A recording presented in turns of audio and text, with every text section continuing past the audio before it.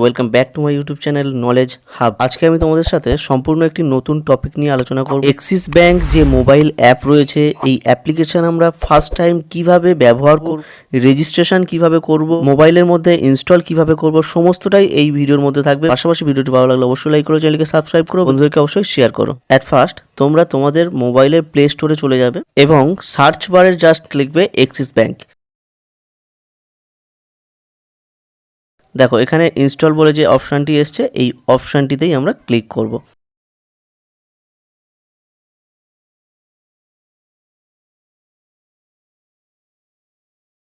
দেখো install complete হয়ে যাওয়ার পরে এখানে কিন্তু ওপেন অপশান চলে আসবে।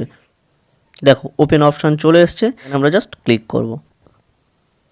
এরপর এখানে স্কিপ বাটনে ক্লিক করলাম, করার পর প্রত্যেকটা কিন্তু আমরা অ্যালাউ করব, পারমিশন অ্যালাউ করতে হবে। তারপর যে সিম কার্ড দিয়ে মানে যে মোবাইল নাম্বার দেওয়া রয়েছে সেই সিম কার্ডটা কিন্তু তোমার ডিভাইসের মধ্যে থাকতে হবে এবং রিচার্জ থাকতে হবে মোবাইলে। এরপর এখানে তোমরা একটি নাম লেখ অপশান পেয়ে যাবে, তোমরা তোমাদের নিজেদের নাম লিখবে এখানে, এন্টার ইওর নেম। এখানে চেকবক্সে টিক মার্ক করার পর আই এগ্রিতে ক্লিক করতে হবে, দেন কন্টিনিউ। এখানে তোমাদের মনের মতো একটি পিন তোমরা সেট করবে, তোমরা তোমাদের সেটা মোবাইল নাম্বার দিতে পারো, আদার্স যে কোনো নাম্বার দিতে পারো, দুটো পিন কিন্তু সেম রাখবে। এরপর অ্যানাবেল বায়োমেট্রিক অর্থাৎ ফিঙ্গারপ্রিন্ট, যদি মোবাইলের মধ্যে ফিঙ্গারপ্রিন্ট সিস্টেম থাকে তাহলে তোমরা ফিঙ্গারপ্রিন্ট দিয়ে দেবে, না হলে স্কিপ করে বেরিয়ে যেতে পারো, অসুবিধা নেই। তো এরপর আমি লগ ইনে ক্লিক করলাম, করার পর আমি যে পিন দিয়েছি সেই পিন দিয়ে লগ ইন করলাম।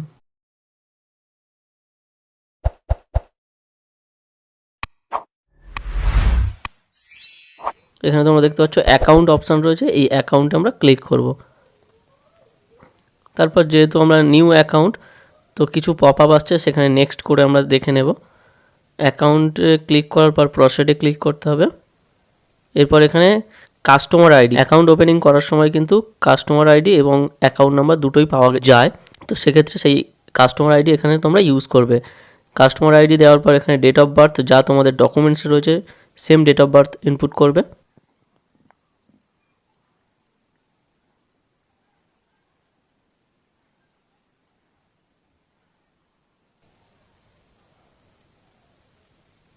তারপর এখানে প্যান নাম্বার, তোমাদের প্যান কার্ড নাম্বার, এবং তোমরা ইন্টারনেট ব্যাঙ্কিং, নেট ব্যাঙ্কিং রয়েছে, ডেবিট কার্ড দিয়েও করতে পারবে। তো যেহেতু আমাদের কাছে কাস্টমার আইডি আছে, আমরা এটা দিয়েই ট্রাই করব। তো এখানে সেন্ড ওটিপিতে ক্লিক করব। মোবাইল এবং ইমেলে দুটোতেই ওটিপি আসবে, আলাদা আলাদা ওটিপি ইনপুট করতে হবে। তো আমার ওটিপি ইনপুট করে ফেলেছি, সাবমিটে ক্লিক করলাম। এরপর অ্যাকাউন্ট ডিটেলসে আমরা চেক করে দেখতে পারবো, এখানে দেখতেই পাচ্ছ টোটাল অ্যাকাউন্ট ডিটেলস। এরপর আমরা এটিএম পিন জেনারেট কিভাবে করব উইদাউট এটিএম, কোনো রকম এটিএমে না গিয়ে। তো এখানে মোর অপশান রয়েছে, মোর অপশানে ক্লিক করলাম, করার পর এখানে ডেবিট কার্ড অপশান রয়েছে, ডেবিট কার্ড এখানে শো করছে। তারপর জেনারেট পিন এখানে ক্লিক করলাম, করার পর এখানে কার্ডটিকে চুজ করতে হবে, সেট পিন অপশান রয়েছে। এখানে তোমরা তোমাদের ইচ্ছা মতো 4 ডিজিটের পিন নাম্বার ইনপুট করবে, যা কিন্তু তোমাদের এটিএম পিন হবে।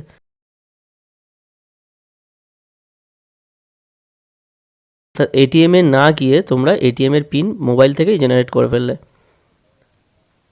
আশা করছি ভিডিওটি ভালো লাগলো, আর ভিডিওটি ভালো লাগলে অবশ্যই লাইক করো, চ্যানেলকে সাবস্ক্রাইব করো, বন্ধুদেরকে অবশ্যই শেয়ার করো।